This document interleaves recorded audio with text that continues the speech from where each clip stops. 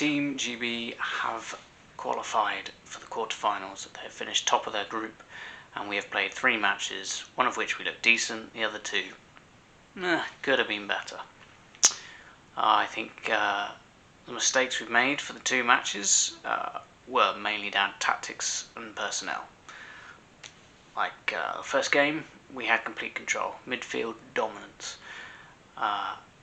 Caroline Weir, Kira Walsh and Kim Little were fantastic, and I think we should really keep those 3 for the rest of the tournament if we get past Australia.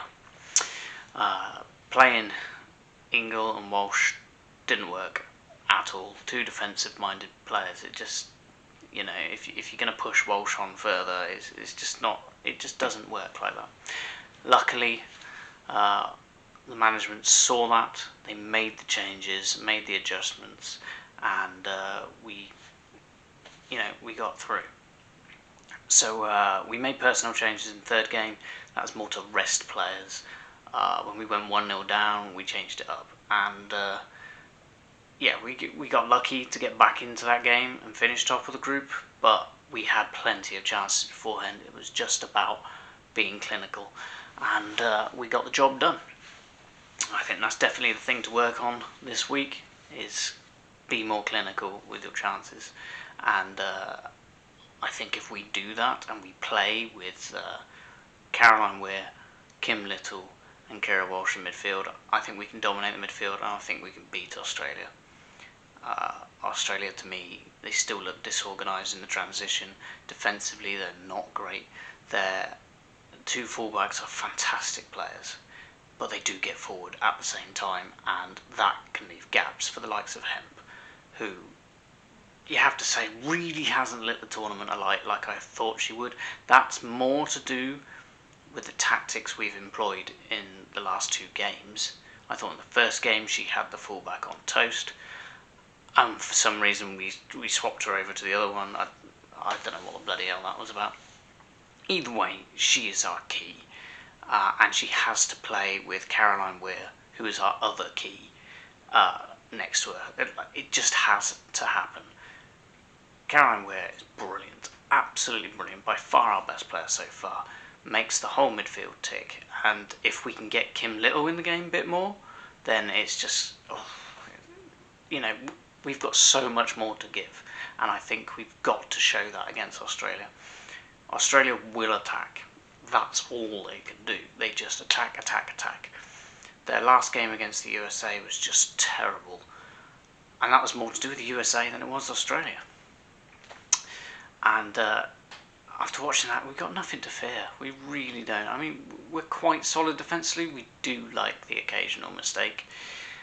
But if we control that midfield, get the ball to Hemp, and, if Kirby, if she gets some more fitness on, we can get some more creative attacking play there, I think we can win this game. And I think we can win it reasonably comfortably.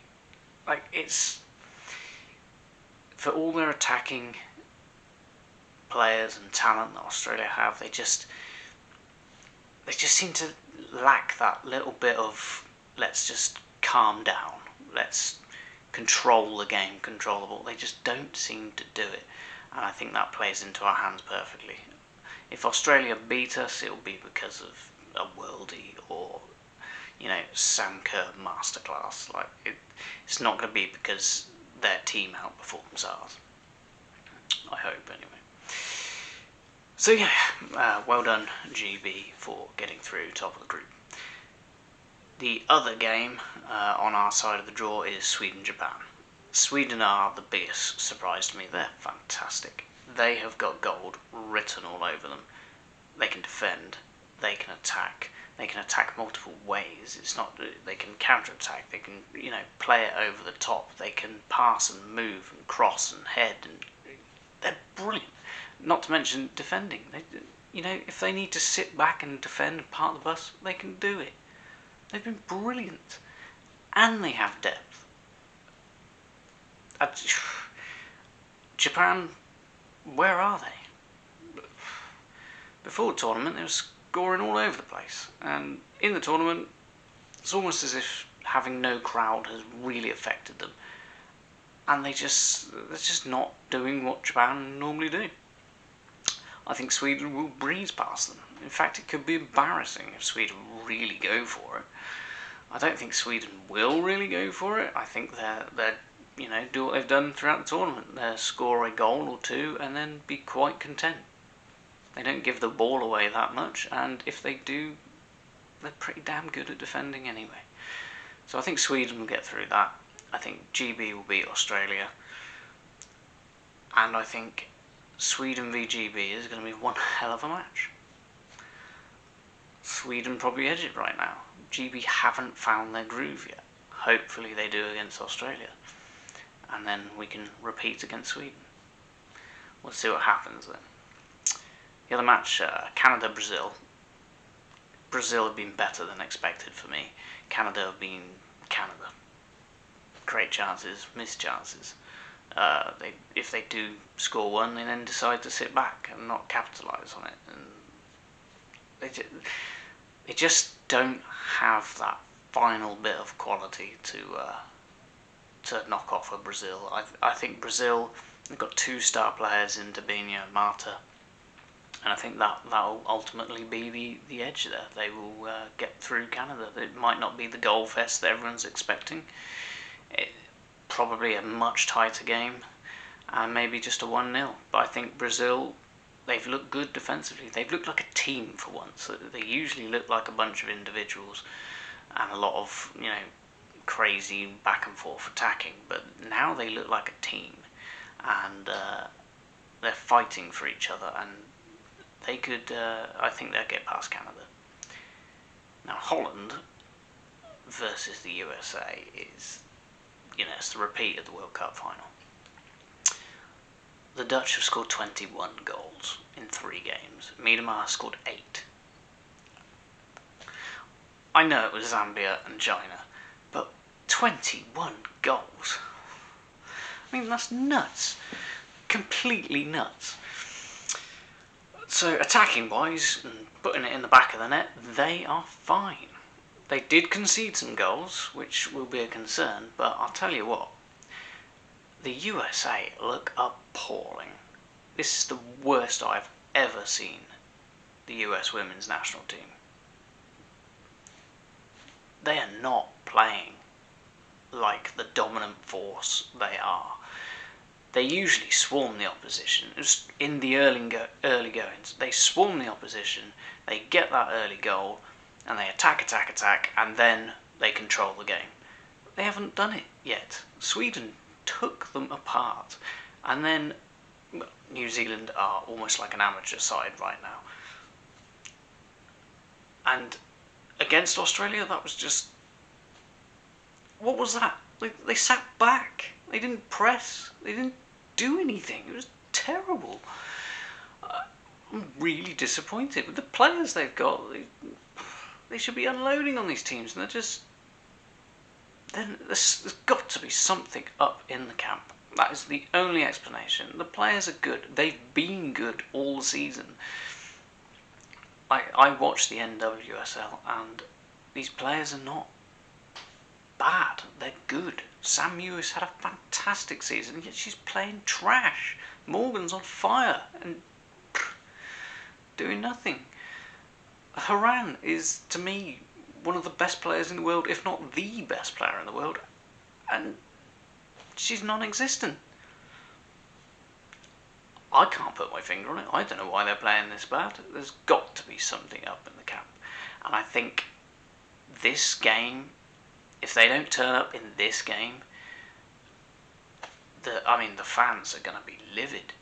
I mean, they expect gold. The players are going to be livid. They demand gold. And they just haven't seen anything in these 3 games. Nothing at all. As for Holland, I think they want revenge. I thought in the World Cup final they didn't do enough to win. And I think they regret that, because they could have been better. They could have done more. I mean, USA were fantastic, but Holland could have done more. And I think in this game they know right now they are the better team in form. If they go for it, they could get a few goals on the USA. It's 21 in 3 games. I mean, they could score against this USA side. They get a couple goal early lead.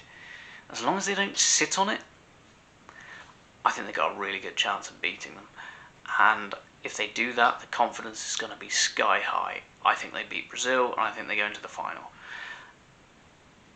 But, you know, the USA, they are champions. They are the best team in the world. They're not going to just hand it to them. They have to be better. They can't be this bad again. Like 4 games on the trot being that terrible. Okay, 3 games on the trot. The New Zealand game does not really count. New Zealand were just... It's the most intriguing game of the lot. Like seeing if the USA can actually pull it together and put in a performance to beat off the Netherlands, who look just, you know, they just look good. They haven't been tested. They were tested against Brazil, but that was a bit of a back and forth crazy match. But I do think that the Netherlands have a really good chance here. It would be... I don't think you could call it an upset after the USA's performances. So we'll have to wait and see. But yeah, I hope GB do the right thing, play the right personnel, get through, have a showdown with Sweden.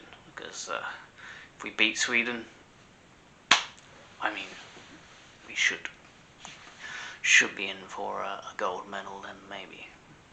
Hopeful, yes. Okay.